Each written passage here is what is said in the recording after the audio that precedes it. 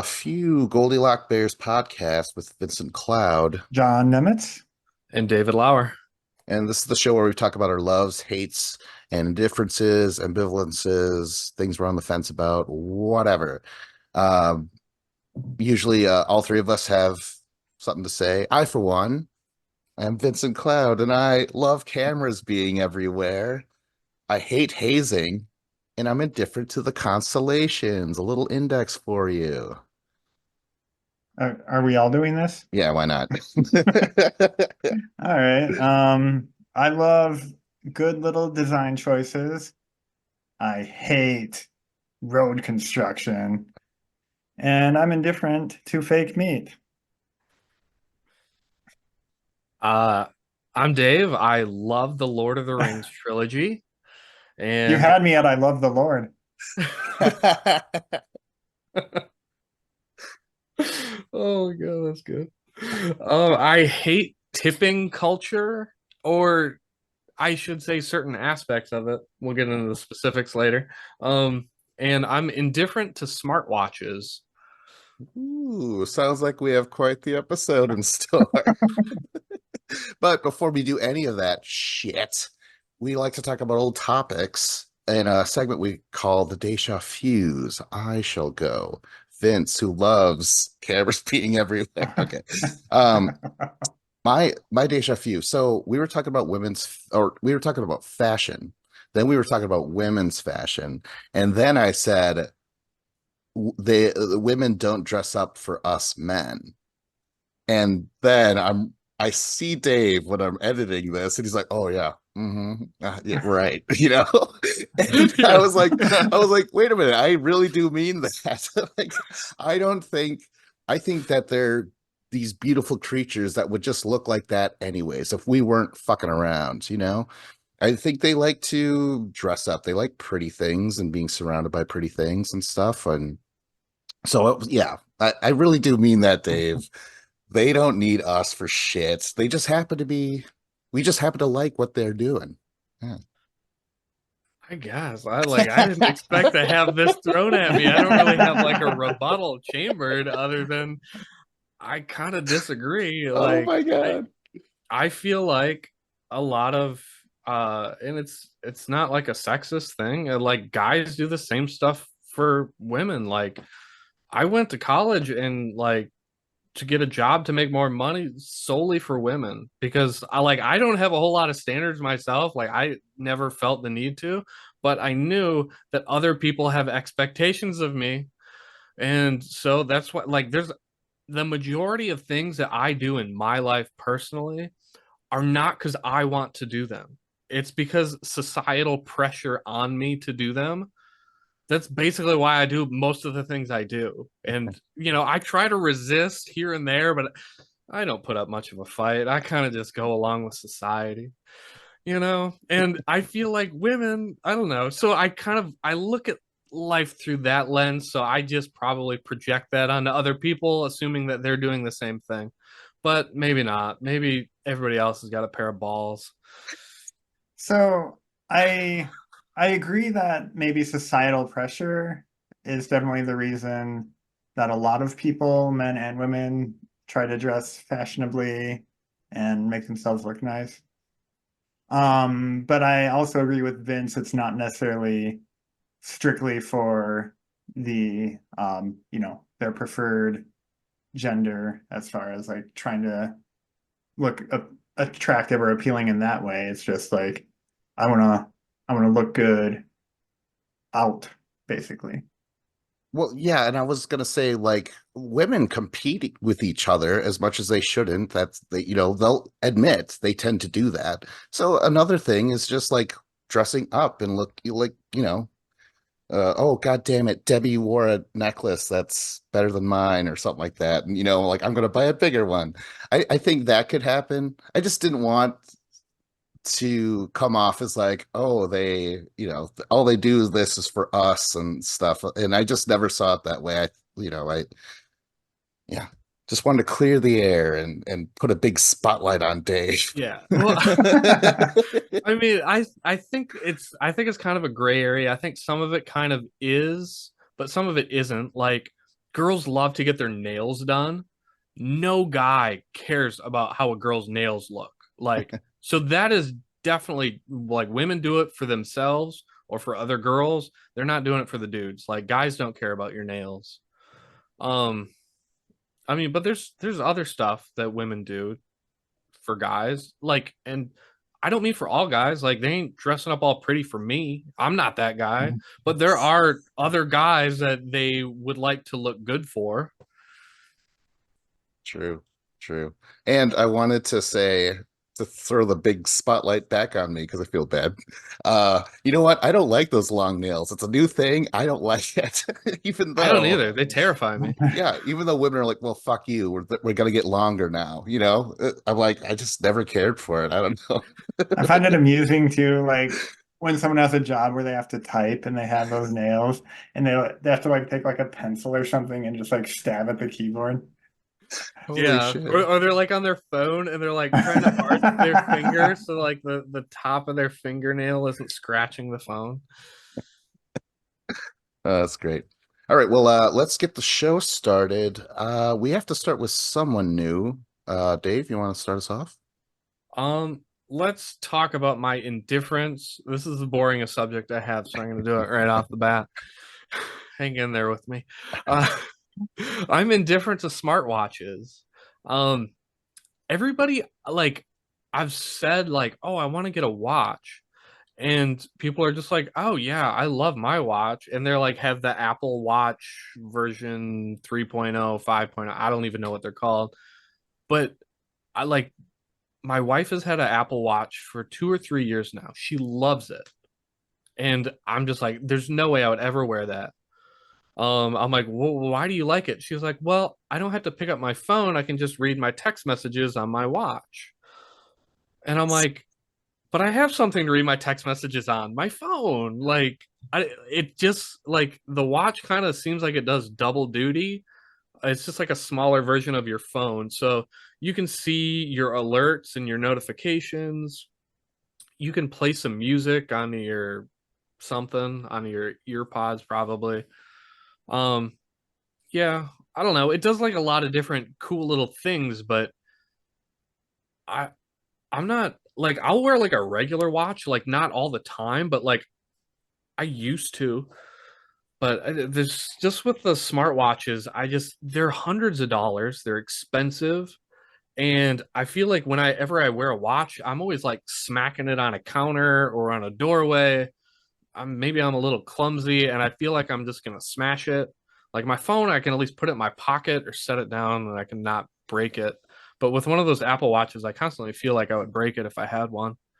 Um, and they are just like phones or even a little worse, where they're just outdated fairly quickly.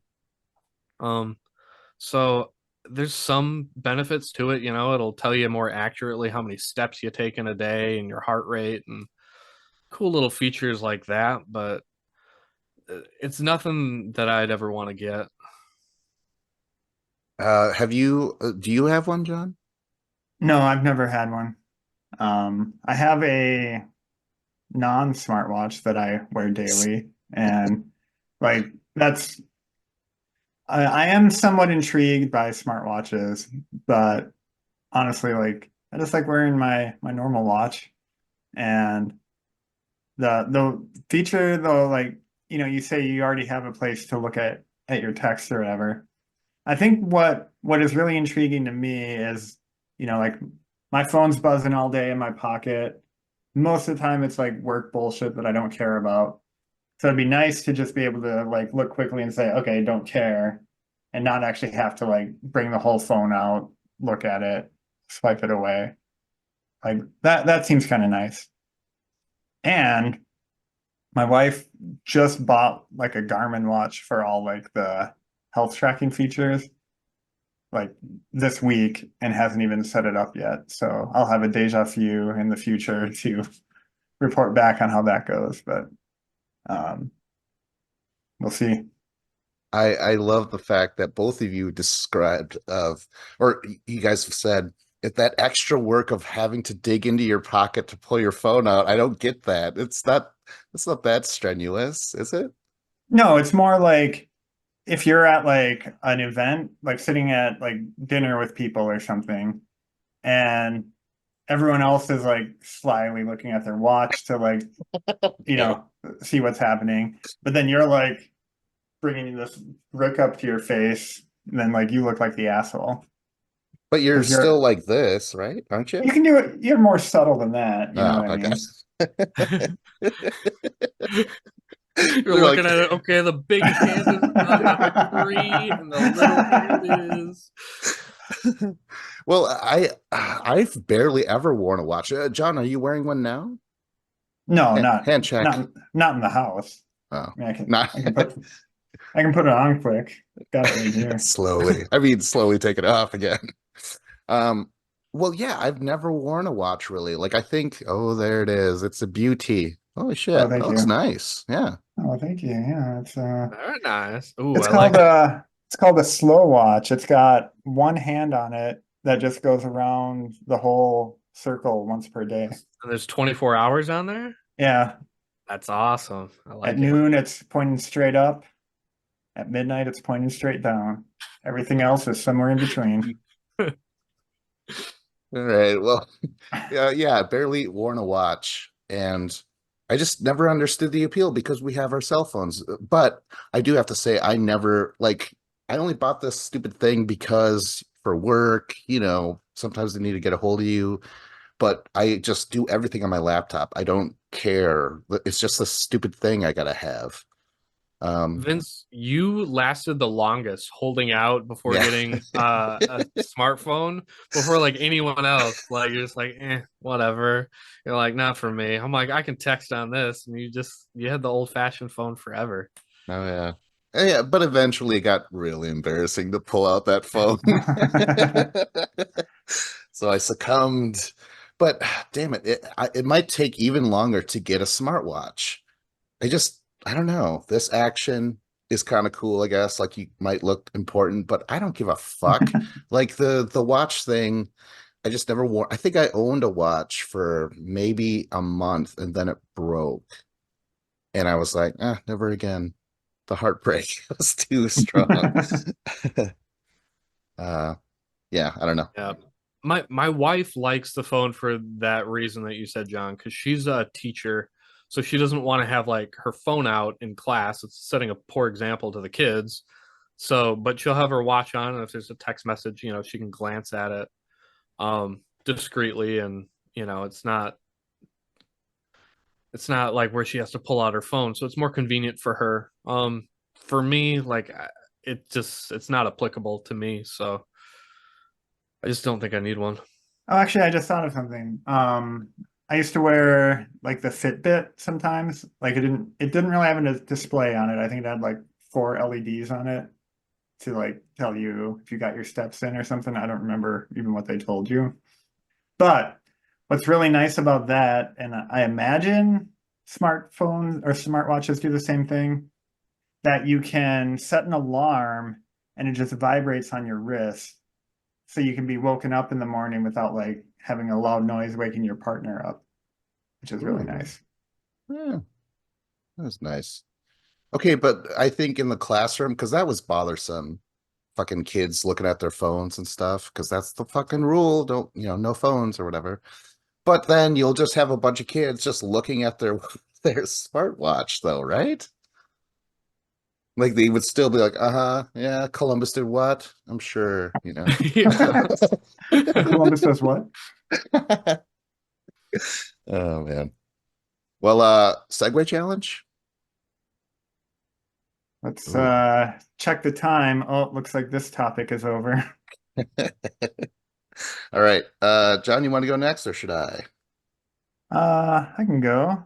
Um, I hate road construction, and this is a very selfish one and very specific because, you know, I know it needs to be done and we'd be far worse off if it didn't happen and all that. But like, why does it have to affect the routes that I want to go on? There's this I've been biking to work for like 5 or 6 years now, and I've had to completely change my route 3 times now for like 2+ year projects for each one. And like this latest route I was on, well, like the thing is I have to cross the Mississippi River to get down to downtown Minneapolis. And yeah, like so first like the bridge that I used to cross over one of the interstates completely went away. It was like a pedestrian bridge and they just got rid of it. And then I took this other route, and then yeah, that the different bridge was closed for like 2 years. And now I found the route that was even better than those ones I was on before, and that bridge is closed for 2 years now. Horrible. And the worst part is I didn't even know that the bridge was closed until I got there. So then I had to like bike this super ass long way to like get to a different place to go instead. Dang, that sucks. How Well, far do you bike to work? Like how many miles? It's just like 5 miles. Okay. ugh. Well, I don't know. You said, yeah, you're mad at road construction and stuff, and I was gonna throw you the, oh, but if without it, Yeah. how bad would the roads be? But like, I'm trying to think of like the last time I got really angered about road construction, and it was like I, when I was working at a hotel, the workers came in and they were assholes. So that's the only thing that I kind of like, oh, road construction. I really, I don't know. It can be annoying because, it's like, what did you do? Like the roads are bad again. So I guess maybe it seems pointless because we get all those terrible roads, our potholes and stuff like that. So yeah, I don't know. Oh yeah, and one time I was driving to Neilsville and the the exit you take off of 94 the was just closed, like the whole exit was closed. But they didn't tell you beforehand. Like and in that part of Wisconsin it's like what 8 miles to the next exit. So if they would have said like, hey, that Osseo exit's going to be closed, take an earlier one, it would have been fine, but they didn't. And I don't use GPS for that trip because I've done it so many times. I don't, it's not like I don't know how to do it. But I wish I would have because they might have routed me a different way instead of having to add like an extra 20 minutes on my trip to figure out a different way to get to the place once it was too late. Uh, That's more like a signage logistics issue than hating the actual construction. That's a big problem in Oklahoma. Like Oklahoma, I think has some of the worst signage. Like just put like that like if you're on like a major interstate in like Tulsa, it'll give you three options and it'll have an arrow, left lane, middle lane, right lane. It seems pretty simple. Like, how can you screw this up? Well, it's showing like two arrows, to the middle and the left lane. So I'm like, okay, these two are going to that exit. Well, no, it switches where it goes from like 3 lanes to 4 lanes, and then it's only the far two left lanes that go on the exit. But like originally, it was pointing a down arrow to the middle lane, which is now like the middle right lane, and it doesn't go to that exit. So like if you're in tight congestion of traffic and moving at a high rate of speed, like you can't always just move over a lane quickly, and like the signs will screw you up. And I always have to have my GPS out because I know I'm going to end up missing an exit somewhere. And then I got to circle back around, take the next exit, get on the stoplight, and turn around, get going the other way. It's a big pain in the ass. what about what's up with those guys with the signs? Slow down, stop, slow down. Nothing positive ever. Not like you're doing Yeah. great. Keep calm and whatever, God damn it. How's my sign holding? Call this number. Yeah. Doesn't Like that when always seem go ahead. I was gonna change the topic a little bit, but No, go ahead. I'm out.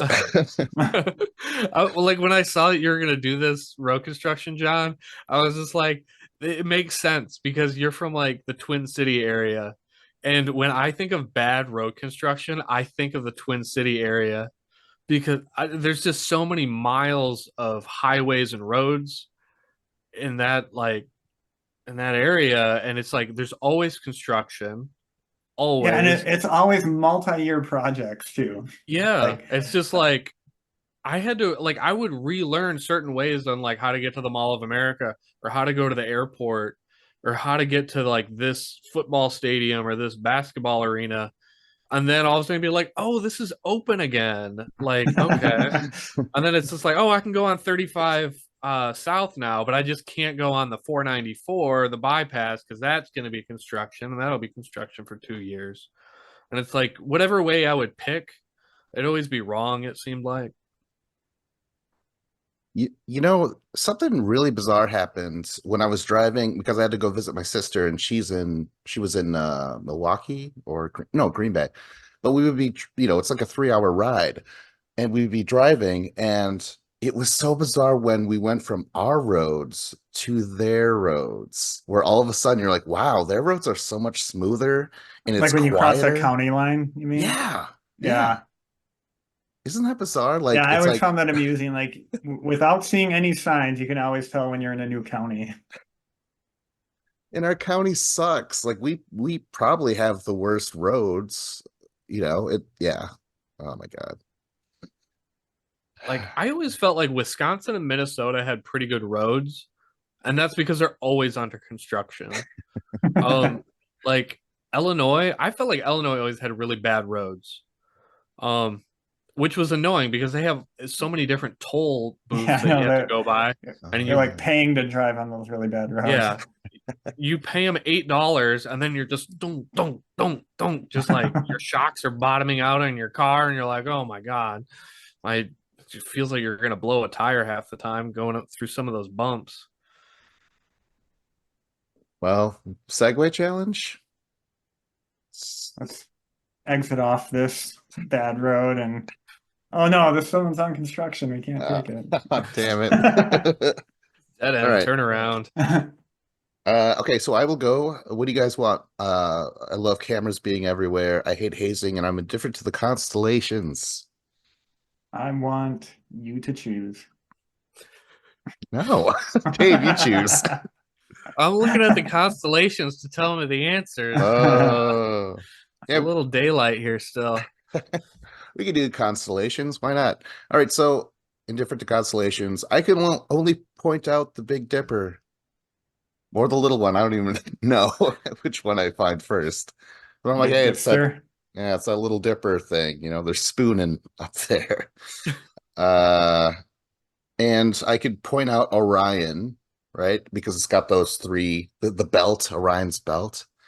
I found out that in our tribe, we have that same constellation, except it's called the Seven Sisters, the seven stars that make up Orion. I'm like, oh, that's interesting that we saw that too, but I can't point anything else out, like Taurus and shit like that. Like, I remember when we were in grade school, and what is that called? It's like an igloo. You crawl in there when you're a kid, and Mhm. all the stars are lit up. What is it, like a planetarium or something? Planetarium. Yeah.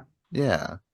Uh, that was cool because it was a break from our normal day. You know what I mean? So you just kind of sit there and you're like, yeah, that certainly is something. But then they have to use the lasers to make it like, see, it's a lion, guys. I'm like, how do you get a lion from that? And that's the whole thing where I never see that stuff. And I mentioned the only three constellations I can find. Um, yeah, I don't know. What do you guys think about constellations? I just think of that Tim and Eric sketch where the guy's like um in his neighbor's backyard talking to his son about the constellations and stuff. And he's What talking about happened? like the big dipster and the little dipster. And that's where the meme with the like the mind blowing and like the fireworks behind your head comes from. Oh, But that's cool. yeah, I don't know. I don't know many of them either. Sometimes I'd like to know them, and then I realize I don't care that much. I know Cassiopeia, that one looks like a W.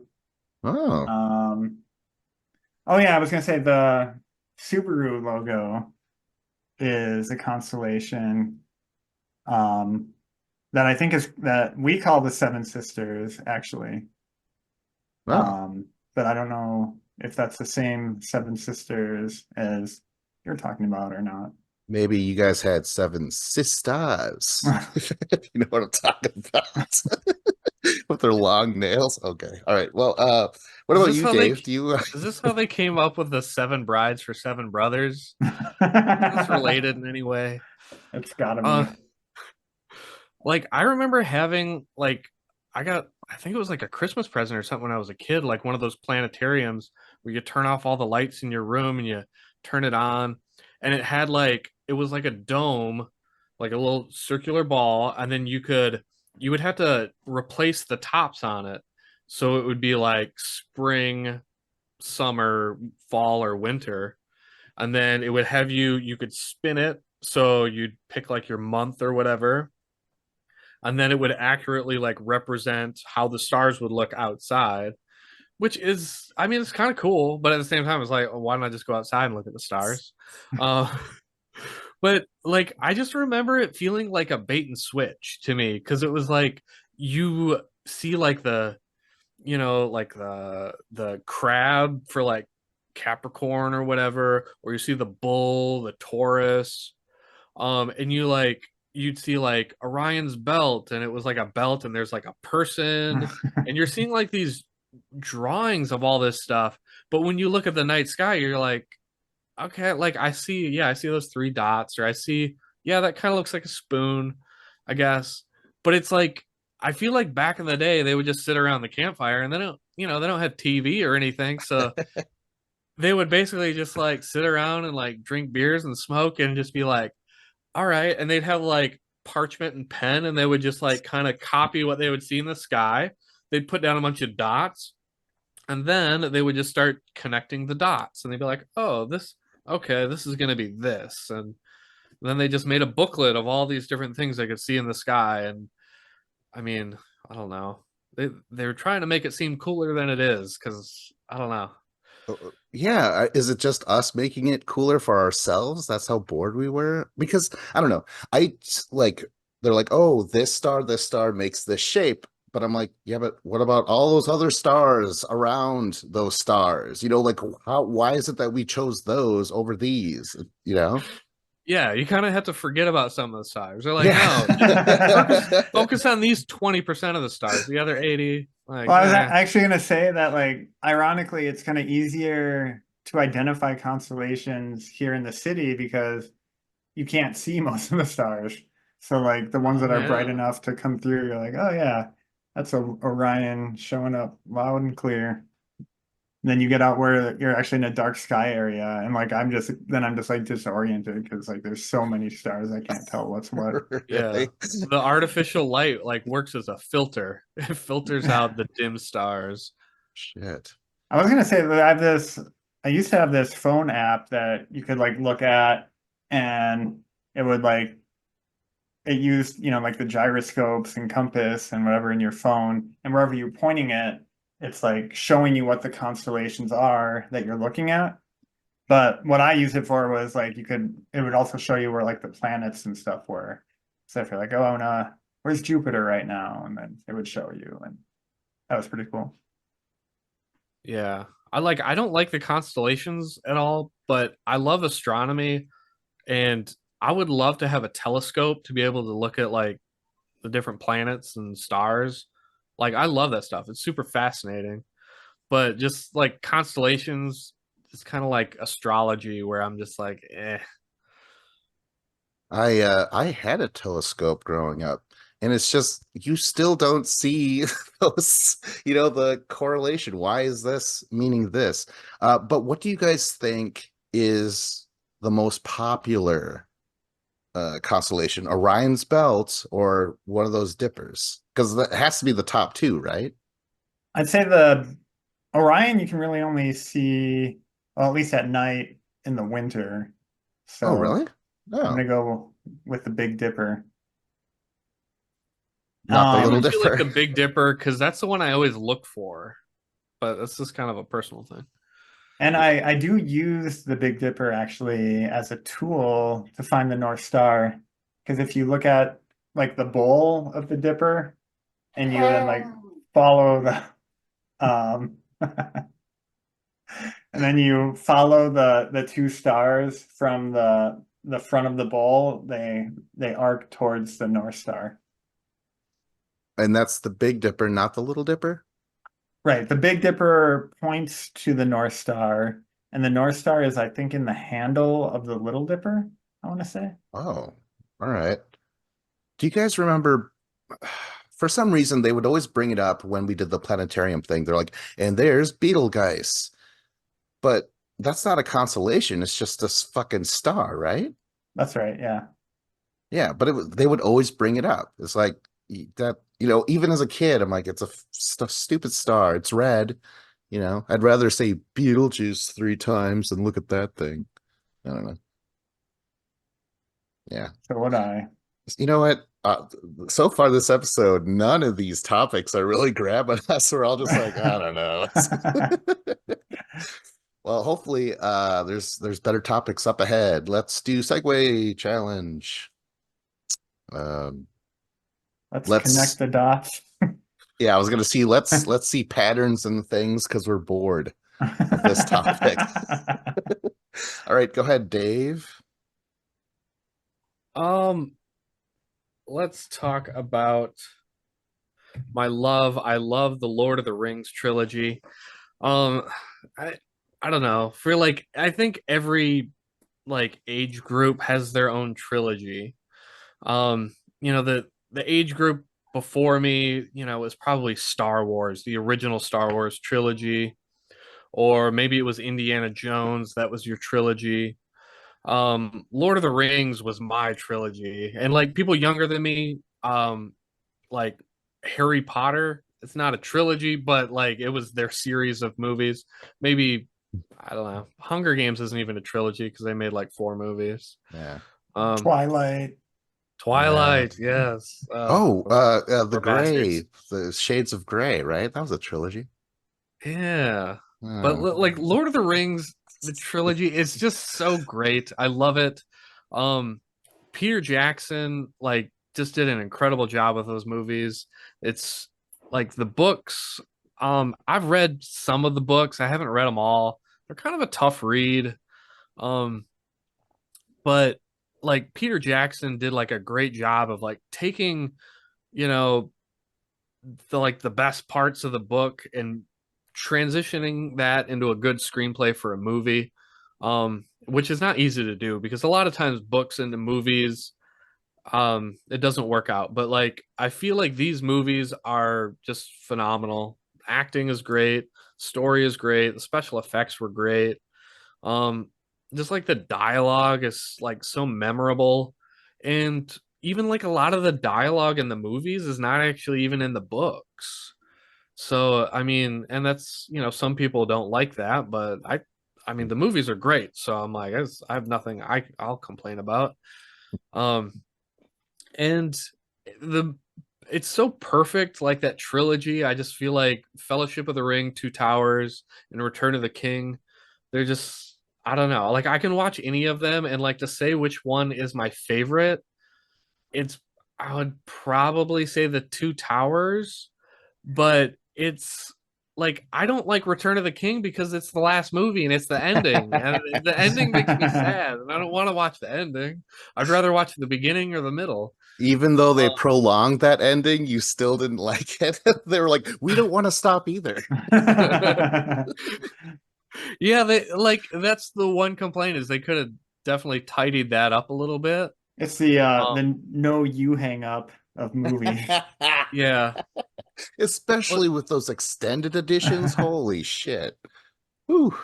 because yeah, they wanted to check in with every character after they destroyed the ring, and it's like you don't need to check in with all of them, like you can do a little sequence, I guess, with Aragorn being crowned king, I guess, and then just cut to like Sam and Frodo in the Shire and Sam marrying his wife, and I'm good. Like I don't need to see Bilbo getting onto a boat.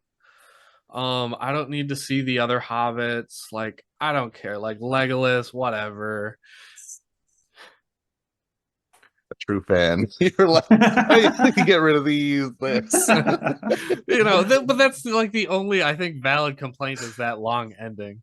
Yeah. But like everything about these movies is great, and like the Hobbit trilogy, not good. Like it, I don't know. It was kind of a cash grab. It seems like, um, it's just left a bad taste in my mouth. And I guess they're gonna make like a new movie, is what the rumor is that Peter Jackson is gonna make another like Lord of the Rings type movie, but it might be like a prequel or something. I'm not Oh, sure. isn't there like that Similian? What's that fucking book? Cimmerillion. Cimmerillion? Yeah, Yeah. whatever that is. And then Well, there's the Rings of Power series, never which saw is it. Yeah, it's okay. like the Rings of Power is fine. I don't know. It's a little different and weird. Um, I don't like have any huge complaints about it, but I didn't like fall in love with it. Like Yeah. I think House of the Dragon, when I watched that, I was like, whoa, I was kind of blown away by House of the Dragon. It was better than I thought it would be. So I really like that. But with Rings of Power, I don't know. But hopefully the second season, I'm kind of excited to see this next new season of it. Um, Um, Well, like one other thing I'll say about like the Lord of the Rings trilogy is when I first watched the first movie, like I'd never heard of these books, I'd never heard of the movies, and it was just some kid in class named Matt, and he was a really nice guy. I was not friends with him, like we didn't really hang out in the same circles, but he told me he's like, you should watch Lord of the Rings. He's like, it's called Lord of the Rings. He's like, look for it and rent it. You're like, you'll really like it. I was like, okay. I'm like, he's never told me to watch a movie ever, but I'm like, so I went to Quick Trip and I rented like the VHS tape, or I think it might have been two VHS tapes. You had to get two of the tapes, mm. and I watched like I put it in and I watched like I think the first VHS tape, which took them to like the Mines of Moria, and then I was like, wow, it's been like an hour and a half and I wasn't done with the movie. So then the next night I watched the next part of it and I was like, oh, like this movie's incredible. It's so good. So then I loved it. And then The Two Towers was coming out later that year. So I went and sat in line so that way I could watch it in theaters on opening day. And then for the Return of the King, when that came out the next year, I went to my friend Josh Hakey's house and we watched the original extended editions of like Fellowship of the Ring and then the Two Towers. And then we drove to Eau Claire to watch the next movie. So that way we watched, 9 hours of movie, um, which is kind of excessive. But when you're in high school and you're like 17 years old, you're like, this is such a great idea. And I freaking loved it. I love those movies. And I watched Two Towers a couple times in theaters. Return of the King, I think I watched like 3 or 4 times in theaters. You Awesome. know we're all going to be doing that same exact thing when Dune Messiah or whatever it's going to be comes out. Oh, yeah. Oh, another trilogy is Back to the Future. You right? Yeah. Yeah. Alien movies, Predator movies. But hey, but when it comes to this, though, I wanted to say that when I saw The Two Towers in theaters, I was completely inspired to start writing my own screenplay called The Two Schools. And yeah, it was just like a mix of like, oh, what if, fantasy elements with like everyday school shit, And yeah, like I wrote I took a lot of things from that movie where I'm like, oh, you can have multiple characters like the Two Towers, and as soon as this story is kind of boring, just cut to the other one. And that's where I'm like, no, this is a brilliant work of art, this movie. I also have to say that this franchise might have created the blue beam in the sky cliche. I don't know if you guys noticed that in like every superhero movie, um, Avengers, there's Amazing Spider-Man, Man of Steel, where a blue beam shoots up into the sky. It has been done to death, but I think Return of the King was the first. Um, I never really geek out about movies too much, but I would definitely go to where they filmed The Shire. Apparently, you could go into it, you see those little homes, the little circular doors and shit. You want to stand where Sam was and say, "Well, I'm back." uh, okay, and then my favorite scene out of the entire trilogy is the flooding of Isengard. That is so good for me. Like it was like something I've seen before, like out of my dreams or something. It was amazing. Um, and then one other thing is Lord of the Rings Risk. I played it one time in so you know how Risk goes, right? But it's Middle Earth. I had the idea of doing the pirates. Remember the pirates? They show up, they take the seas, and then that's how they take over everything. I was putting all my eggs in that basket, and it worked. But then my roommates were like, "Bullshit, you can't do that." I'm like, "I totally can. It happened in the movies." And we had this huge fight about it. That sounds like Risk. Yeah.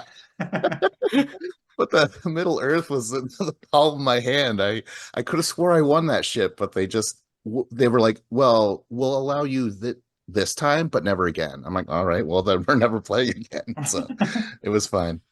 John, what do you think of this trilogy? Oh, I love it. Yeah, like for a few years I watched it like every Christmas time, basically like 6 years in a row or something like that. Um, I definitely read all the books growing up. Oh, Shit. I should say the three trilogy books and the Hobbit. I didn't read like the Silmarillion and that stuff. I think I tried once and I'm like, what is this even? Like it's not even a story. Like I think Oh, it's just really? I could be wrong. That maybe that was my weak young brain not understanding, but I think it's really just like lore. Yeah, Um, it's like a history book or something yeah, Oh. of like like stuff that's all made up. yeah. Um, but yeah, like aren't the speaking of stuff made up, aren't the Elven languages like fully fleshed out languages and that kind of stuff? Yeah.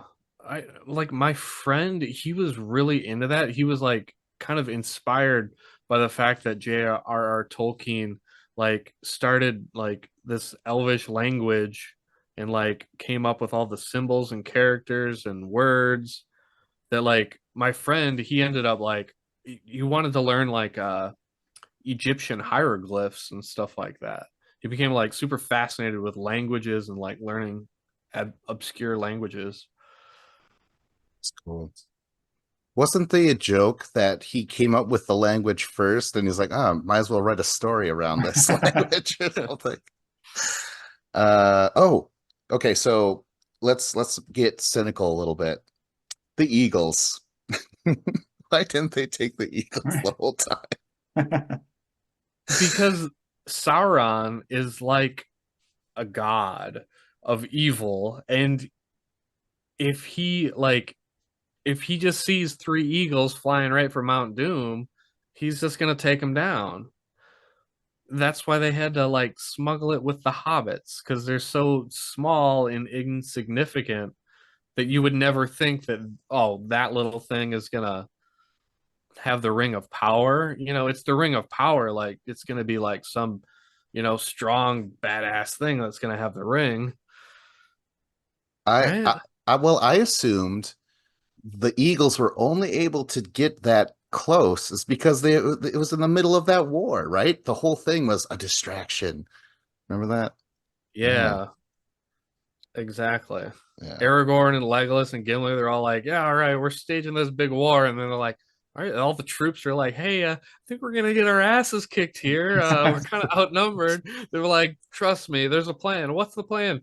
I don't know. We're just creating a distraction. Oh, if you guys like video games, what am I talking about?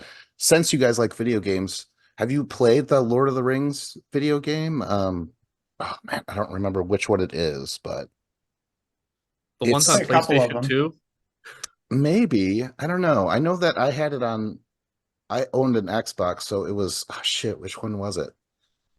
But I think you could play through the whole trilogy, and it was so damn good. One of my favorite video games of all time because you have the music, uh, the way it was created was great. You get to see it, you get to fight along with Gimli and all that shit. So good. One of the best video games. I Yeah, I remember think playing one of them in college, and somehow like my save state got hacked up, and like it would basically load, and I was immediately die, and then like there was nothing I could do about oh it, no. and I never played it again. It was I my remember roommate's with game anyway.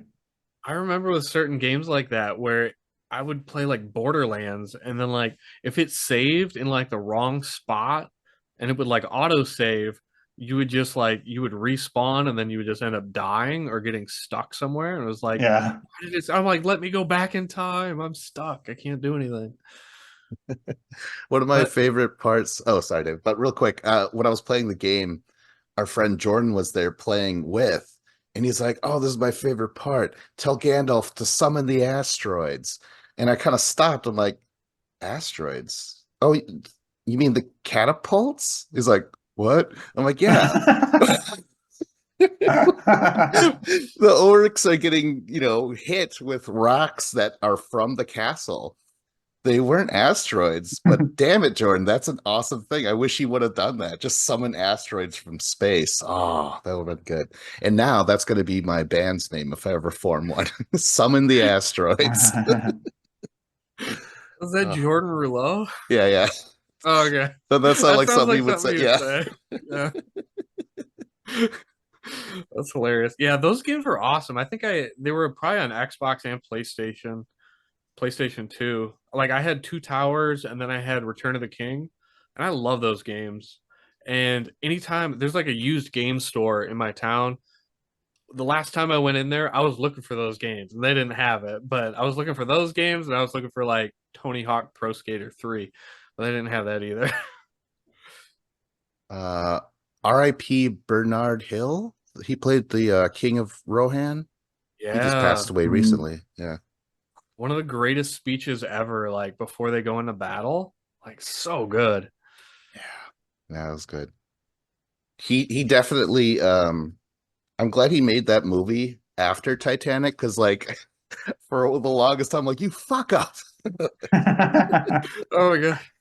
After I rewatch when I was rewatching Titanic and I realized it was, hey, look who it is. King Rowan, King Theoden. Like, what are you doing on the ship? And then Wormtongue is like, yeah, go faster towards those icebergs. Yeah. Have another brandy. It'll be okay. Oh man. I could keep going. I love Lord of the Rings. What's up with Eowyn and Arwen? What's up with Sauron and Saruman? Like, oh Man, my I don't know. gosh. I got the same questions. Like the similar names were very strange and confusing. Yeah, but that's fine, right? All right. Well, segue challenge. Let's Should take the I Eagles. let me share the load? Oh, real quick. What's his name? Gandalf. He was nominated for Best Supporting Actor, which is awesome. And I said, like, that's my favorite category. Also, I felt like Andy Serkis should have been nominated for The Two Towers, and then Sean Astin should have been nominated for Return of the King. I felt like he literally carried the load, you know? And like Frodo is like completely useless. I mean, like I understand why, but like he's completely like shriveled and like, defenseless and stuff. And yeah, Sam carries that fucking movie.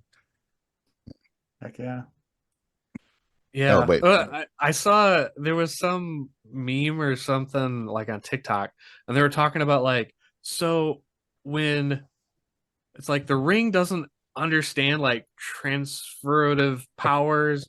If the ring is on Frodo and Sam is carrying Frodo, like the ring doesn't affect Sam because the ring just thinks it's on Frodo. So like all they needed to do was take the ring and put it on a mouse and then carry the mouse, and then you wouldn't be affected by the ring. You don't think mice are capable of unspeakable acts?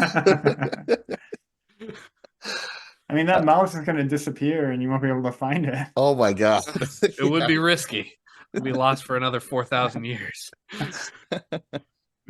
Did we do our segue? I can't remember. What?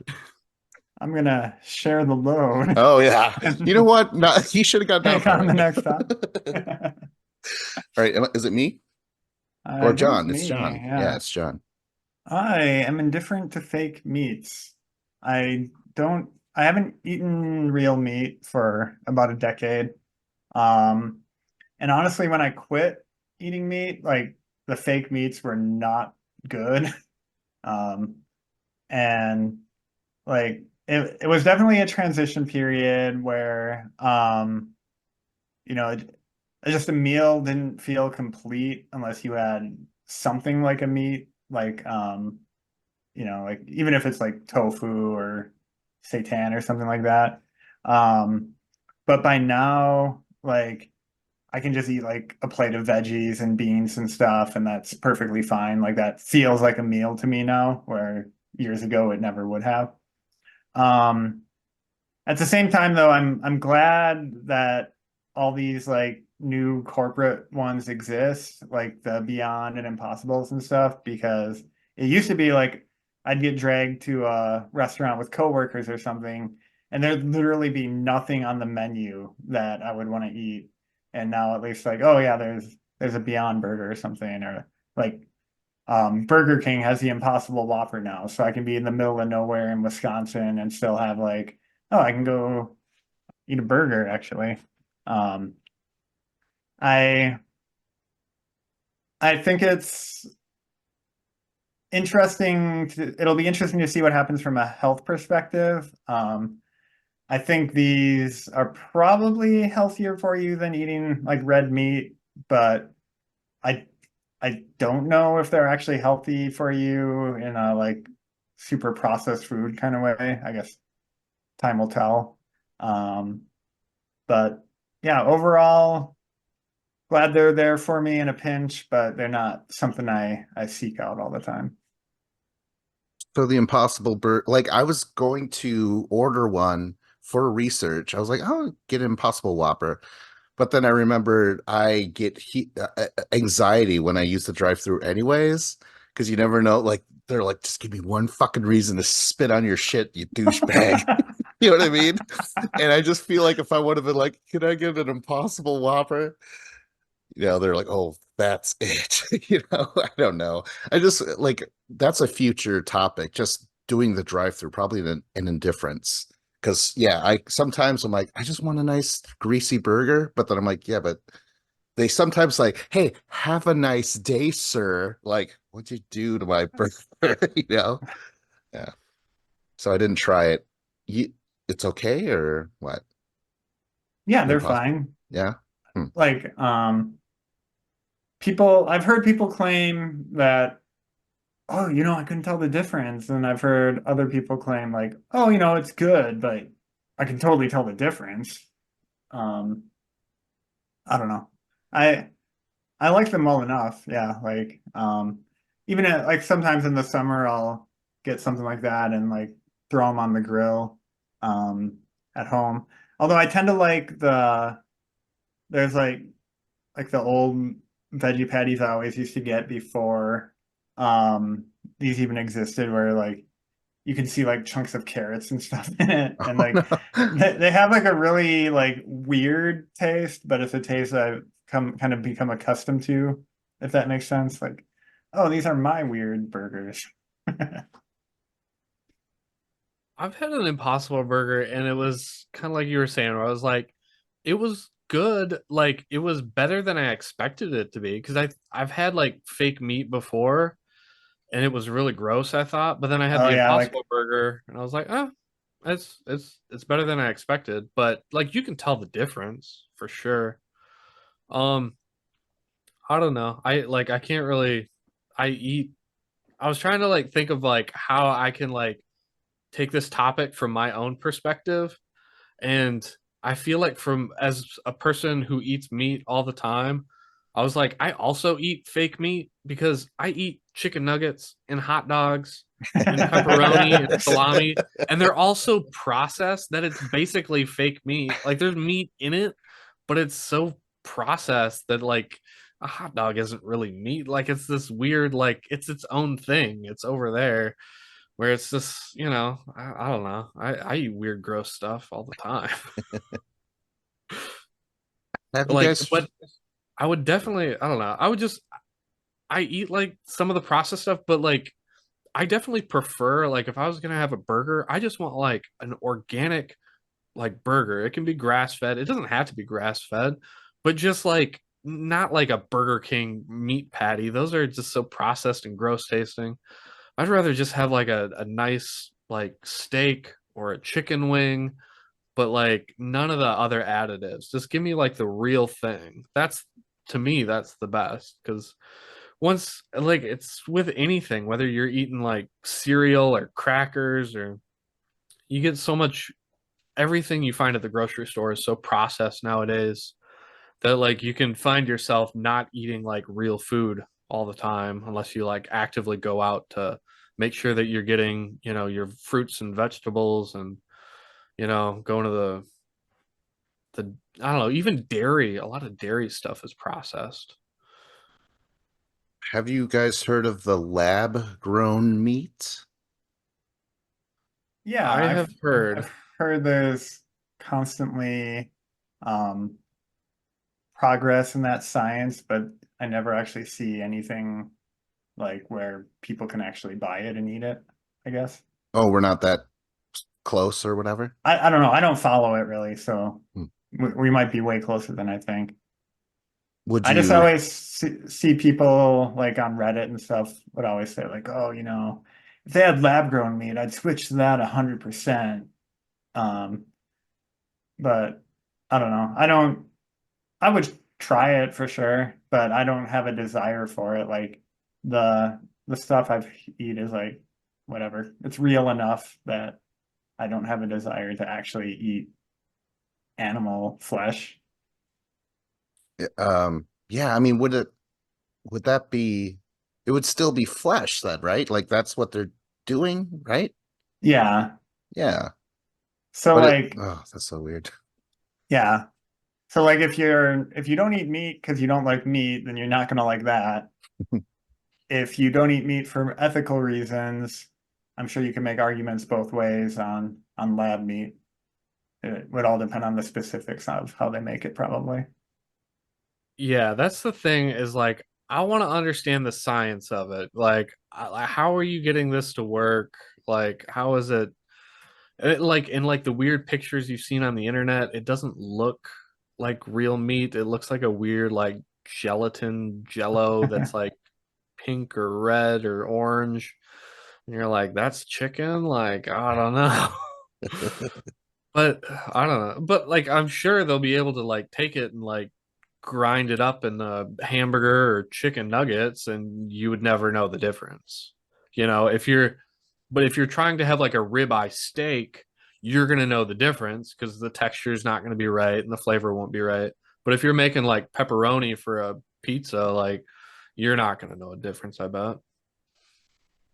I want to try that Impossible Whopper. Like I really do because, with the high blood pressure scenario where he's like, just eat more chicken, not so much beef and steak or pork.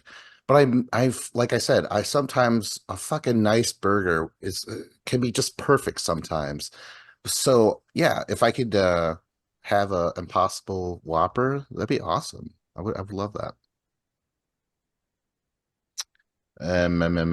Give it a So try.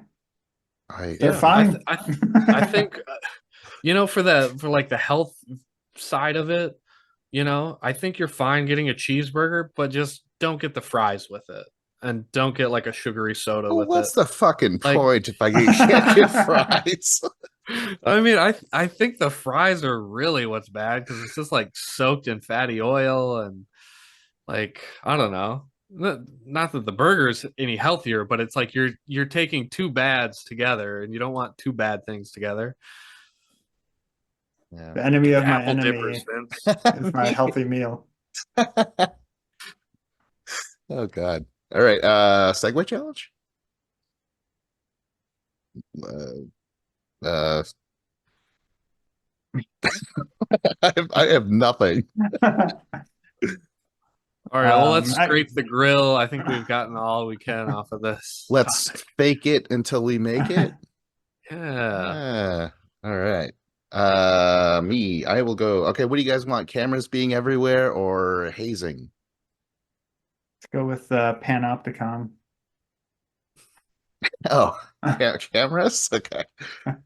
All right. So I love it should be video cameras everywhere. You know, I'm talking surveillance and stuff like that. So like dash cameras, capturing insurance scams, you know, that's nice because remember, like back in the day, like someone would drive in front of you and then someone would be behind you and then the people in front would slam on the brakes so you stop and then the guy in the back hits you and then the guy in the front drives off and they're like, "Oh, officers, he stopped and I had to rear end him. I had no choice."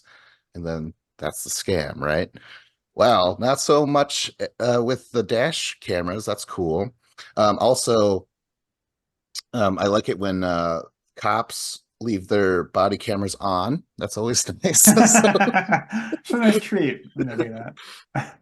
Uh, and then just with cameras being more places, it kind of helps with like disappearances. You know, like people could throw up video now.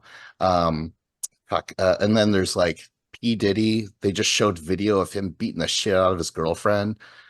And yeah, there's cameras there, and I don't know why it takes so long to bring these up, but like, you know, I don't like true crime where they're like, "Oh, they were kidnapped and stuff." Only if only there was cameras around, you know, that's a thing. You know, there was a girl who I don't know if it was a Facebook post or what. She was like, you know, they never knew why this girl wouldn't just take the stairs instead of the elevator when it was broke or something like that. And finally, she's like, you guys are all dudes, and there's no camera in the stairwell. That's just something a woman has to take in consideration and stuff."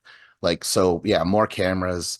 Um, yeah, I think it's overall a good thing. I like when someone's being an asshole and people take out their phones and are like, "Hey, I'm recording you, motherfucker," you know, like that's good. I like all that stuff. So yeah. What do you guys think about cameras being everywhere, Big Brother style?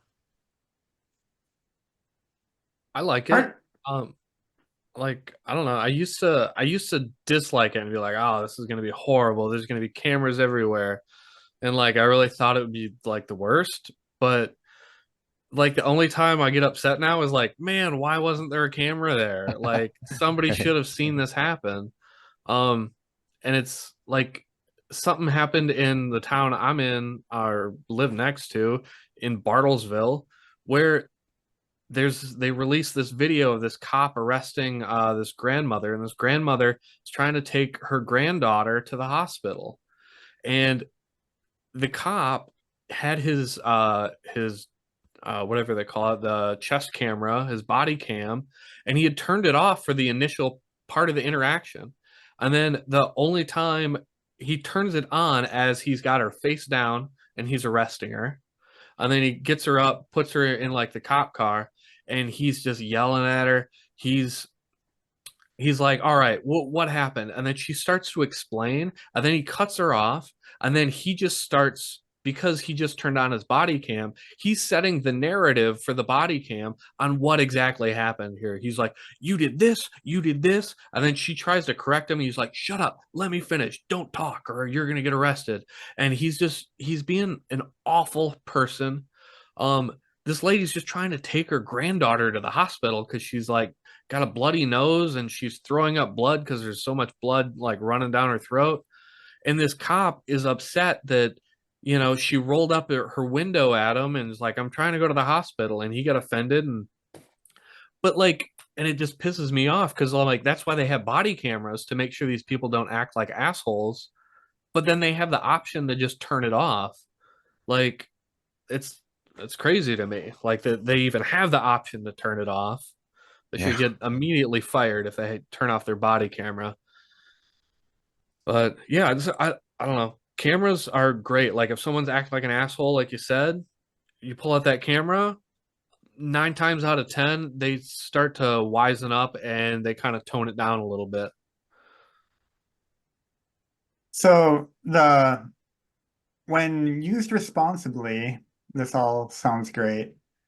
But what do you think of like if there was an authoritarian government and then we had our current camera situation? Like basically anyone they wanted to keep tabs on, it would be so easy for them to do that. Any people who aren't necessarily criminals, but they're, enemies of this fascist government could easily be monitored and disappeared when needed and all this stuff. Um, like that's kind of my biggest fear with all this stuff. Shit. Yeah, that is that is possible. That could be turned against us. I don't know. I just overall I don't okay, so something happened at work where okay, so a client who's known for Client. lying, who's known for lying, making fun of making things up. And for some reason he kept saying making up a story about me. And so since so anyways, the bosses, I guess, put cameras in the workplace and didn't tell me. And then later on they're like, okay, so there are cameras here, because I'm like, yeah, I thought I saw a camera, like what's going on with that? And they're like, well, because the client said this and he kept on saying it, we just felt we should have, put some cameras up and monitor. And at first I was weirded out, but at the same time I'm like, well, again, this is really weird, I might cut this.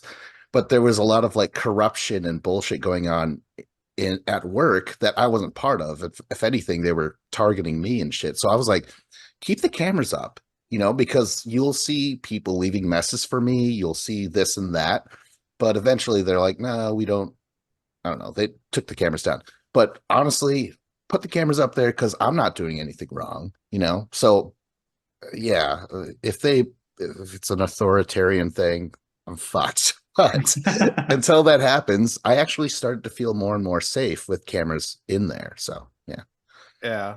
But I think like kind of what you experienced, Vince, was they put up cameras and then they're like, well, we didn't catch what we wanted to catch, so we're not going to persecute the people who were actually did something wrong. We're just not going to go after you. Like you get away free, but we're not going to actually go after people who did stuff wrong. So it's like kind of the authoritative people in power kind of pick and choose who they want to go after. Um, like it's I get what you're saying, John, about the authoritarian thing, and that is like super frightening, especially like because like it's like in the US when you're in public, there's like you don't have the expectation of privacy. So when you're Mhm. in public, anything can be recorded. So like the only time you can't be recorded by somebody else is like if you're on your own property or in your home. But yeah, the second you like walk outside basically and like towards the end of your driveway, like anybody can record you and film you. And especially like nowadays with like traffic cameras in big cities, like you can't go through a red light or a stoplight without getting a ticket in the mail. And then pretty soon, like that could definitely escalate where if you're caught jaywalking, like walking through the street, or maybe you throw a gum wrapper on the ground for littering. All things you shouldn't do.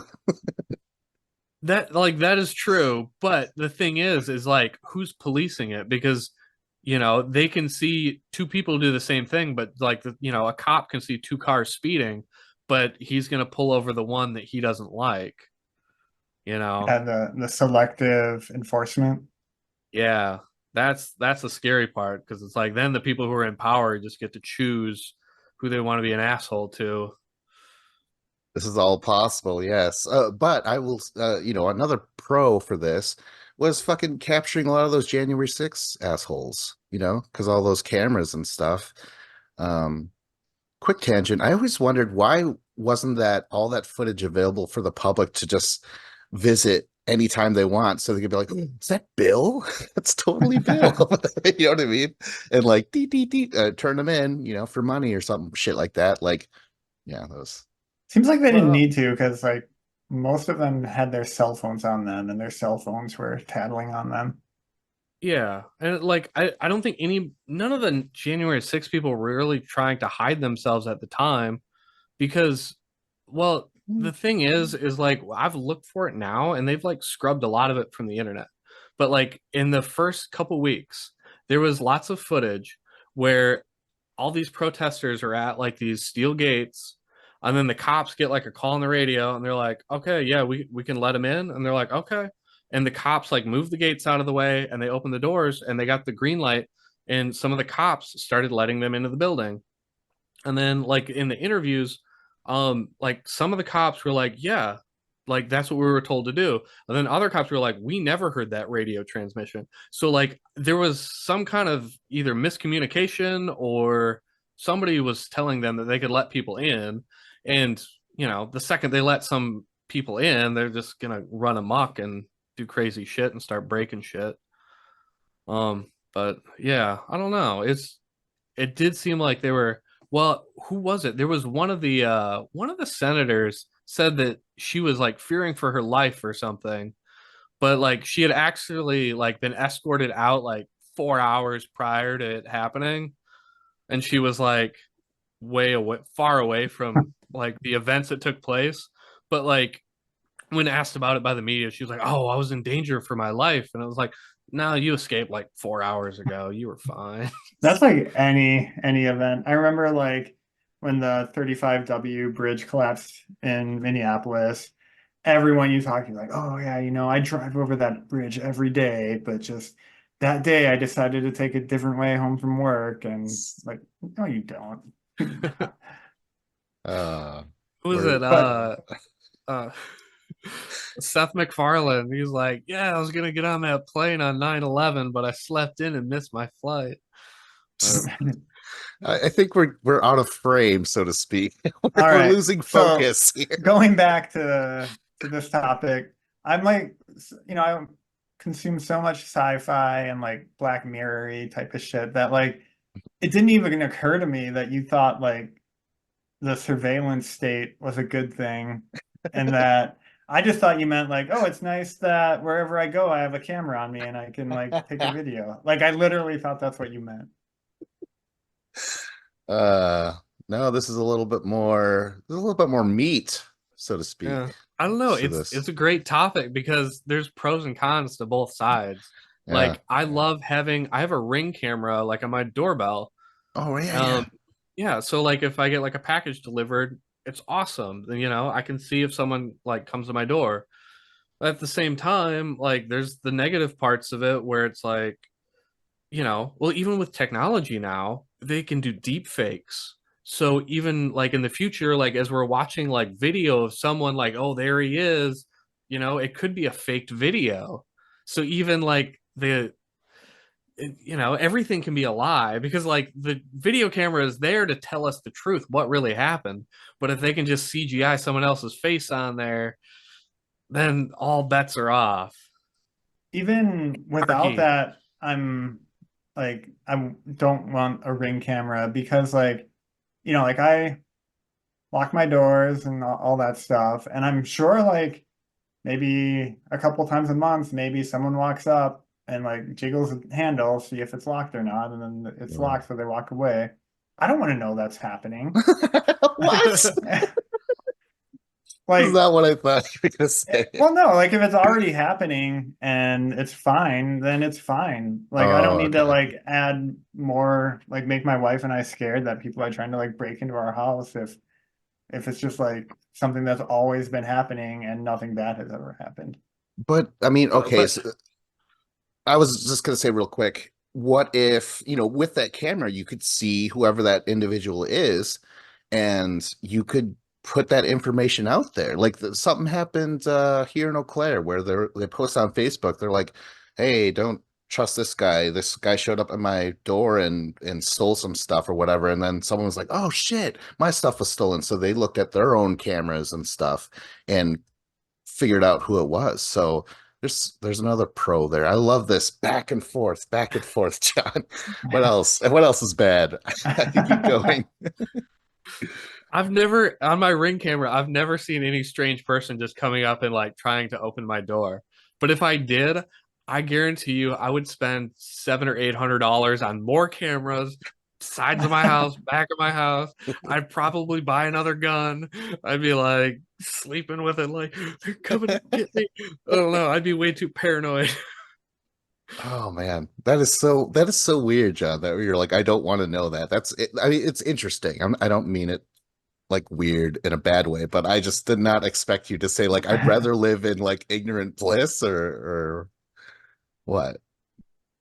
I mean, it depends on what it is. Obviously, like more knowledge about situation gives you the ability to make better decisions, but it also allows you to be afraid of stuff that's probably not actually that scary. All right. Well, I would try and bring that person to justice, whoever tries to open my door. Like, fuck that guy or girl, You're them. gonna be like Kevin McAllister. You're gonna put that heating thing on the door handle so when he touches it, he's gonna burn his hand. Oh my God. Anything else? This could be a another Daysha few later on, so I wouldn't worry too much about it. Segue challenge? Oh my Lights, God, camera, guys. action. Let's do There's a another take. camera already pointing at our next topic. Oh my All we gosh. have to do is switch to Go ahead, Dave. All right, camera 3. I don't even know. I don't even know what my last topic is. I mentioned it at the top of the show. it. No, but I think you hate it. Yeah. I do hate it. I hate it with a Tipping fiery passion. cows. Oh yeah. Tipping culture. Um, tipping. We haven't talked about tipping. At least I haven't.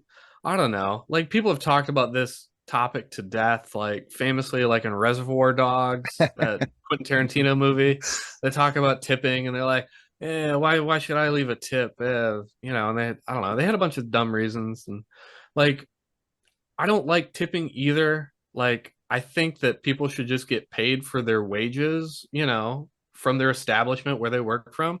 However, they don't. And they're like, come on, Dave, they need your charity. Like, this waitress or waiter is not going to make any money unless you tip them. And it works. Like, I'm a good tipper. Like, I don't give like huge tips to anybody, but I try to think of it like, okay, they waited on my table for 30 minutes. That's half of an hour. And they have a couple different tables. They got two tables. I'm like, all right, I'm going to try and give them $8 or something that's, I don't want to be chintzy and just give them $2 or $3. And five, I don't know, with inflation, it's like $5 isn't what it used to be. So I always try to tip, but it's the system isn't fair. It shouldn't work like this. Like it's tipping should be reserved for like certain circumstances where someone like goes above and beyond at their job and like does really great service, then you should. But it shouldn't be like a requirement for like when you go to a coffee shop, like going to Starbucks. Like I still feel for them because they're working a job and they need like anything they can get. But I don't know. It sucks. I hate having to do it. Are you a big And tipper, John? I mean, at this point, I don't even think about it. Like, I get my bill, I hit the 20% button, or if it's like a paper thing, I just, do the math. You move the decimal over times by two, and I usually just round up to the nearest dollar and do whatever that is. I don't do any calculations about like how hard is this person working, how good are they at their job, any of that stuff. I'm just like, oh, let me just like it. My ideal world is that the restaurant just charges more for their food and they pay their workers more. And if they did that, it would just be, like a whatever percent increase of the food. So I just kind of think of it that way when I'm buying my stuff. There actually are places around now that are non-tipping, and presumably they're paying their workers okay because they're still working there, I guess. And that's always really nice when that's the case because then you don't have to do anything. I was at the airport a week or two ago, and there was like on my receipt, it said like there's a whatever 8% surcharge on all bills. This does not go to the staff. I'm like, well, what is this then? Like, like This just goes directly into the manager's pocket. well, yeah, like it like just charge 8% more for the food then. Don't like make me think I'm paying one amount, charging more than that, and then like I still am, doing the tip after that. And it's also weird to me, um, like when you get your bill and they have the pre-calculations on what like 15, 18, whatever percent are, it's always pre-tax.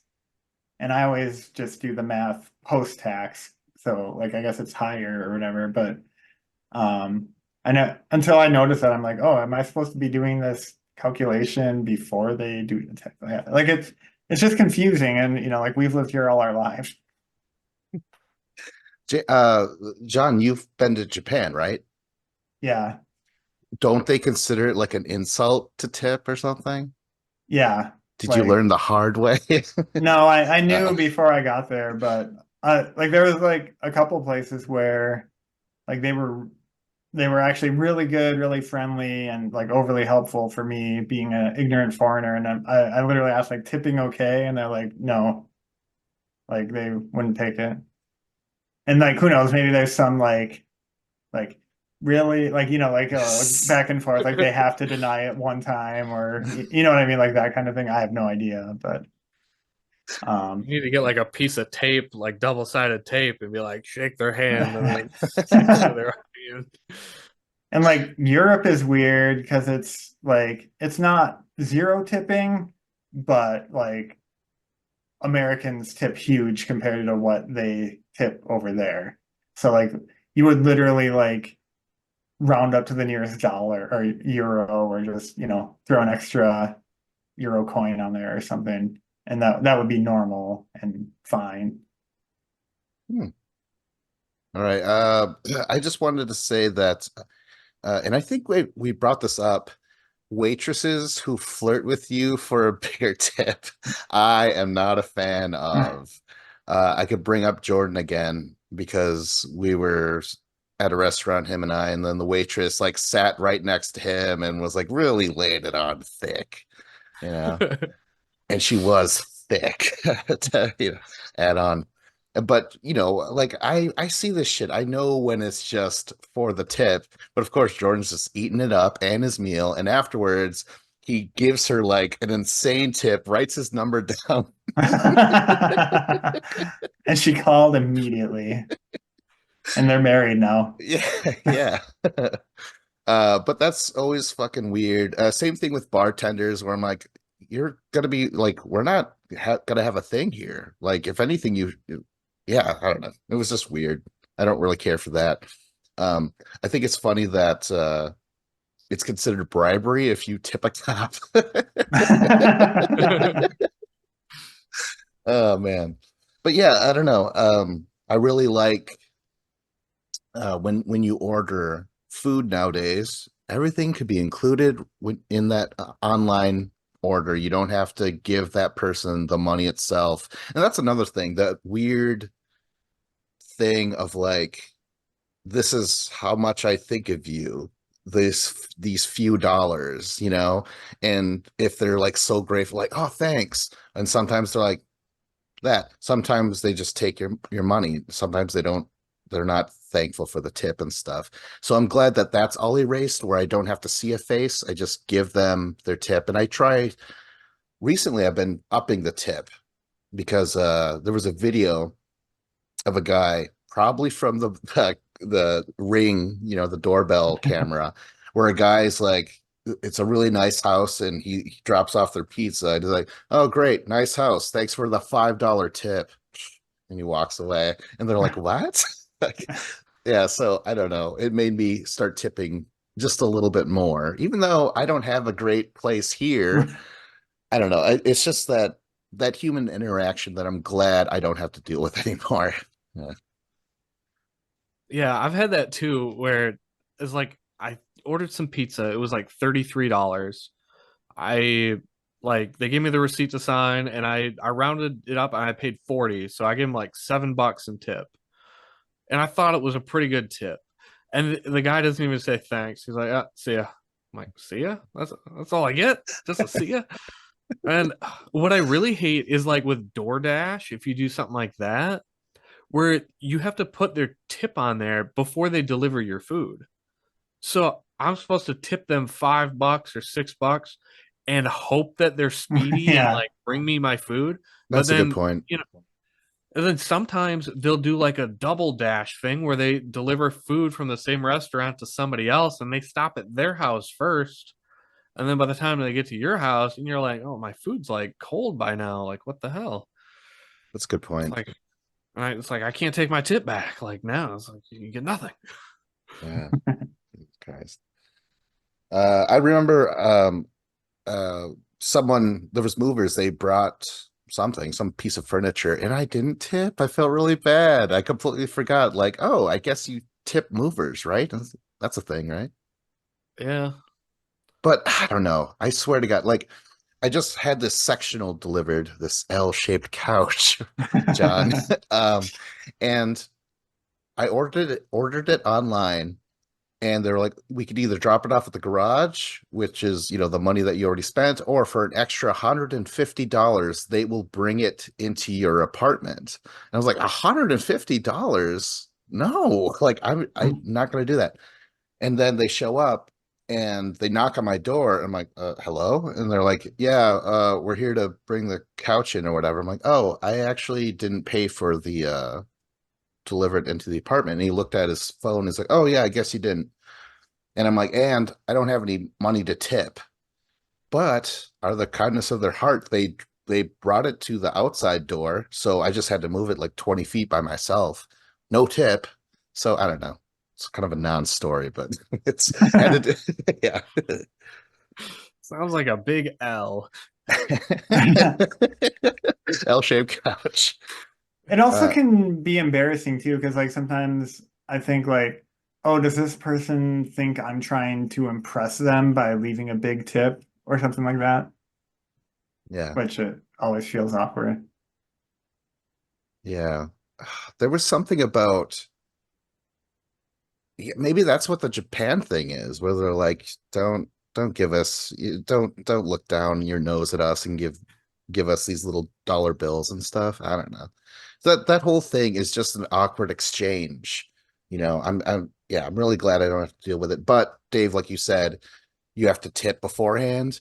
There's been a few times where they show up super late, or they drop it off outside instead of coming in, just things like that can occur.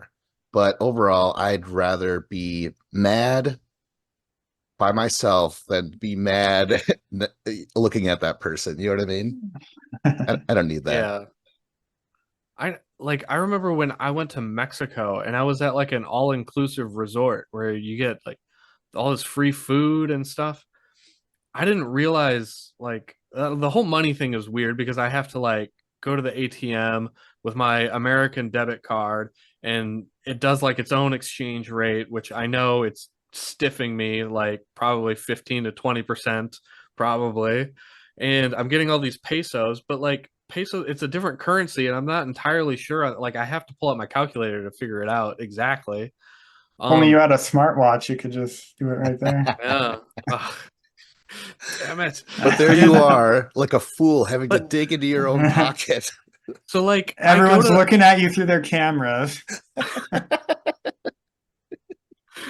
sitting on their L-shaped couches. Ugh. But like I would go to the buffet line, and the buffet line, you serve yourself. So you don't have to tip anybody. It's great. And I sit down, and then I was like, "Oh, I need to get something to drink." And they had like these like basically like these plastic large vats where it just had ice and water, and there was like sodas and iced teas, and you could just go up and take one. Well, like this nice gentleman comes up. He's like, what would you like to drink?" And I was like, Sprite. And he's like, "Okay." And he brings me a Sprite, and he opens it up, he sets it down, and he's like, and my wife sits down, he's like, "What would you like?" And he goes and gets her something. And then he just like stands there and just looks. He's like, "You like?" And I was like, "Yeah, thank you." He's like, "You're welcome." And then he just stares, and I'm like, "Thanks." And then he walked away. And then it dawned on me, I'm like, "Oh, he was expecting a tip." And I'm like, it never crossed my mind. And I'm like, I'm in swimming shorts. I'm not carrying around cash right now. I wonder if the universal rubbing your two fingers together for the world's smallest violin, that isn't that sort of the thing you do? Kevin Yeah. McAllister gives Rob Yeah, I don't. Schneider I've a never stick of actually gum. seen that do anything or anyone do that in real life. Yeah, me Like I neither. feel that would just be seen as extremely tacky if someone did that. Yeah, that's true. I haven't seen that either. It's usually that awkward, like smiling, like, okay, it's that. Oh, it's Yeah. awful. I hate it. I feel like if I worked at the front desk of a hotel and they're like, "Do you guys have any upgrades to any like larger rooms or something with a jacuzzi?" And I'd be like, "I think we're all Uh, full." And I'm like, oh, and then if they put down 20 or 40 bucks on the table and you're like, "Oh, it looks like we have an opening." Oh my God. Segue? Challenge? Um, You're welcome. thanks. All right. John, is it you? All right.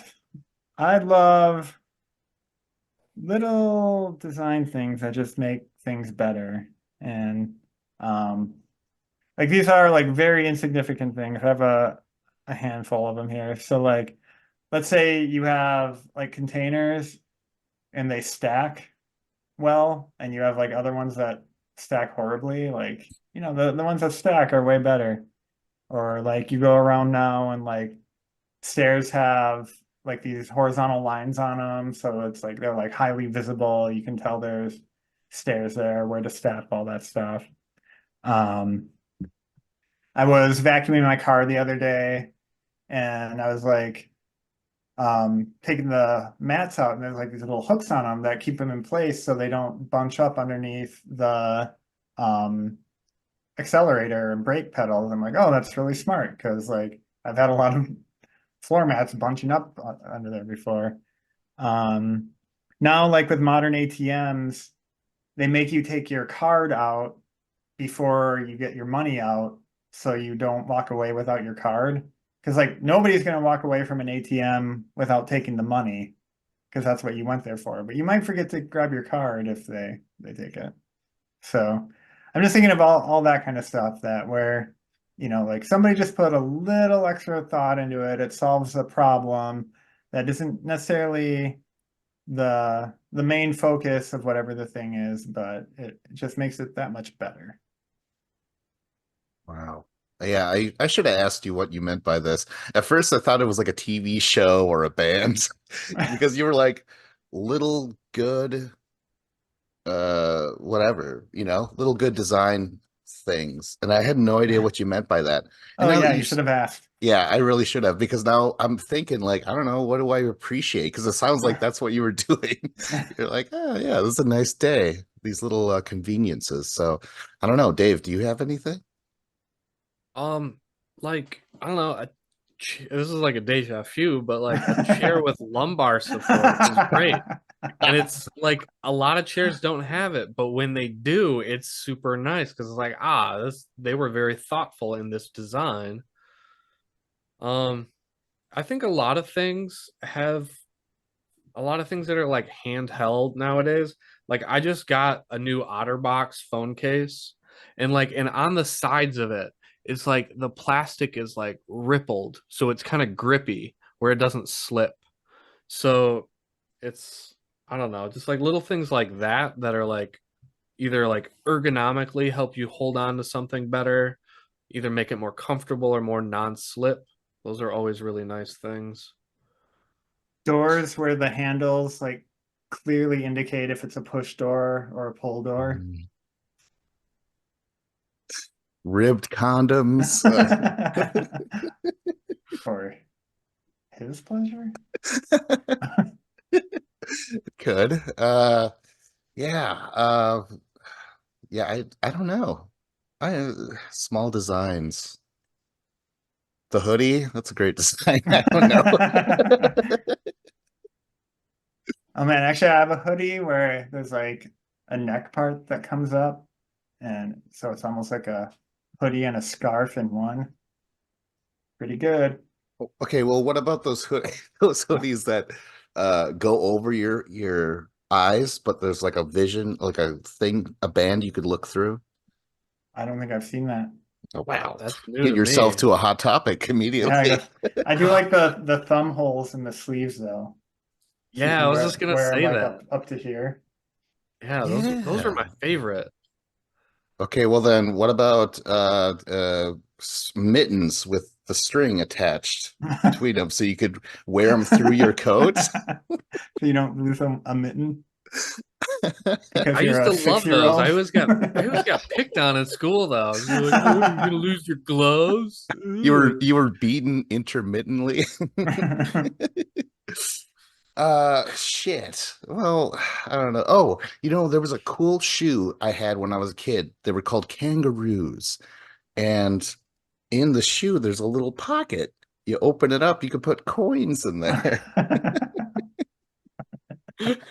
Little kangaroo pouch. Yeah, yeah.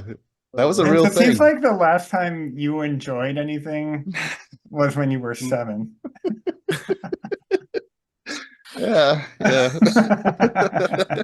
It's Oh man. like when your mom would pack you lunch and she draw a smiley face on the bag. Oh, my real quick tangent about that. You know what my mom did? She was an artist, so she would draw these little bitty doodles for me every day. Like, like in first grade, we would have a calendar of things that we have to do. And yeah, she'd draw like I should have kept all of them because they were cute. Like she's a talent. So like during March, there would be a different sheep or a different line every day. That was fucking awesome, man. My mom's cool. How about yours? It's fine. Yeah. Yeah, I guess I Thought she was peaked pretty good, but now seven I years. guess not. Oh No, man. it's supposed to be a mom contest. One of my favorite jokes on Mother's Day for Facebook, I put up, my mom could beat up your mom. Is that how it goes? Uh, are we out of design? Should we design a nice segue? I think you just did. All right. I'm gonna patent it that. Is it me? Is it you? Is it me? Let's see. All right, so I have my last thing. It's hazing. Um, okay, so I was gonna bring up, like you hear about people drinking themselves to death at frat hell weeks, hazing and shit like getting spanked. Thank you, sir. May I have another? But it's really bad. It happens a lot of places. It happens at in the fucking Marines or whatever. There was a thing on Dateline where they showed, yeah, Marines were hazing each other, and they had these pins, with the needle. They take out the needle and they stab you with the fucking needle and rub it in as hard as they could. And fortunately, someone had a camera. Yeah. And they saw the whole thing, sent it to Dateline, and that was fucked up. Um, uh, so my main thing is at work. Um, I've been doing this, I've been working with people with special needs for 14 years now. And every time I start a new job, go to a new place, fucking hazing. And what they do is they look at me and they're like, oh, you're a big guy. You should be able to handle our biggest, most physical clients or whatever, or you're the new guy. We're going to give you the difficult one to see if you even like this sort of job or whatever. You're constantly tested at first, and it sucks. I remember the first time I worked in that field, we had to go to some party or whatever. So there was a bunch of clients there, and there was the quiet client who, he doesn't do anything. He's just really quiet. He's really nice and stuff. And then there was the loud, obnoxious, or he wasn't loud, but he was my size. He was pretty damn strong, and he, whenever he saw fire alarms, he had to pull them. So he, my coworker says, "Oh, don't let him get near those things. He'll pull it."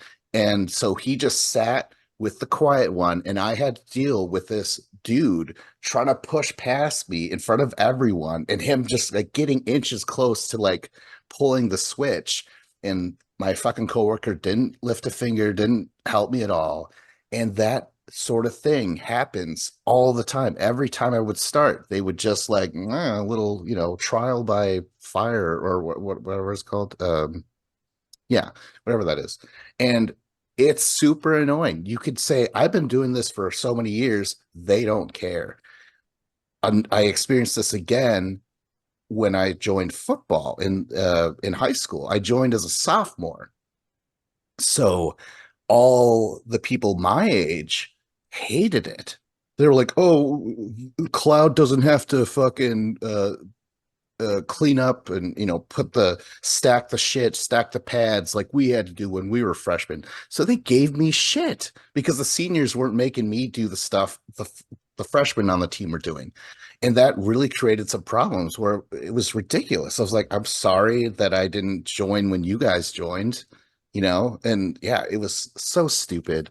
I think the whole thing about like, "Oh, we had to do it, so you have to do it," is so fucking dumb. I can't stand it. It's I don't even understand why it's done. It seems like a very dominant thing to do to new people, to like, "Oh, get in line. This is the established status quo," and shit like that.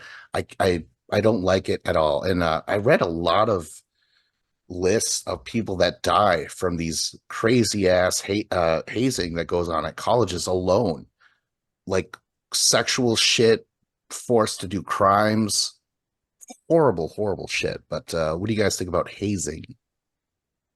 I hate the idea of it, but I can't really think of where I've experienced it much in my life. Like, in college, I didn't join a frat or anything. So, you always hear that's where that happens, but I didn't experience it and wasn't in any organized sports or anything like that. And it doesn't seem to be a thing at any of the jobs I've had, I guess. So, like, every time I hear about it, it sounds awful, but I don't have much to add on the topic. Like I've only experienced it kind of like at work. Like, I work in a hospital and you have like students and like, 7 years ago, I was a student and the students come in, they go to their college classes like 3 days of the week. And then the other 2 days they come to the hospital and they have to work like a regular shift and they're just supposed to do like your job and they kind of like follow you around and they're supposed to a lot of times like people expect way too much from a student. Like I remember what it was like to be a student. It's super stressful. You're worried about studying, your grades. You have no money. Like you can barely afford to pay for gas or to eat. Um, and like some techs will just be assholes to the students and they'll put so much on their plate and they'll be like, "I'm not going to cater to you. You're going to have to do this. Well, like this is what we had to do." And they just throw all this stuff at them. And then like the students start crying. And then I'm just like, "Why are you guys being assholes? Like, this is not necessary." I'm like, they're 20 years old. They've had like one job as a barista for like a summer. Like this is like they're not only like they're a new experience for them, but they've never had like a job before. So you like just because they ask you a question doesn't mean you have to give them attitude, doesn't mean you have to pile more work on them. When you see that they're stressed out, you don't have to make it worse. Like it's just like being a decent human being because like I don't know, people just lack empathy, it seems like, like if if you remember what it was like to be in that situation, then you should have the empathy to not be such an asshole because if you remember what it was like, you'd know like how horrible it was to be in that situation. It's like it's bad enough to begin with to be a freshman or to be new at a job or like any of these situations, and to just have it made worse. It's I don't know. I'm with you, Vince. Like it just doesn't make any sense to me. I don't see why people find joy in it. Yeah, and Cycle of it's abuse kind of thing. that's what I'm thinking. And it's also super weird after they stop with the hazing and then they're pretending that you're one of them now, but I'm like, well, you were a fucking asshole to me, like you like these women did this thing where they literally just they were like, I need this shirt. Go ask Rose if she has it. I go over there. I'm like, hey, do you have the shirt? It's like, what shirt? I'm like, oh, she wanted a shirt. Like, could you ask her what kind specifically? And they basically just had me just go back and forth. They weren't giving me anything. And what is it called? When you don't hold on to a lot of workers. What is it called? Turnaround or whatever the fuck. Yeah. Is Yeah. that what it is? And that it was bad. A lot of people, because they would break the new people, and it would always be kind of like me, where they're like, hey, bright-eyed and bushy-tailed, like, I'm here to work, and they're like, all right, well, we'll see if you want to work after what we're going to put you through and shit. And it's horrible. It's always the same thing, and it is very much like, oh, well, it happened to me.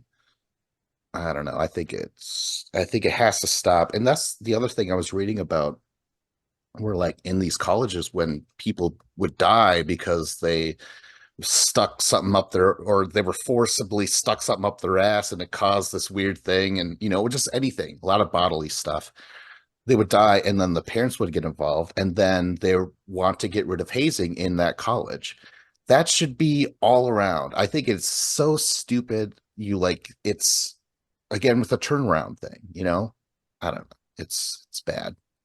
The only thing I can really think of in my jobs is like, being now that I'm like one of the old guys in tech, it's like, oh yeah, back when I was your age, we didn't have all these fancy tools and stuff. We had to write our programs by hand and like scan them into the computer, whatever stupid shit.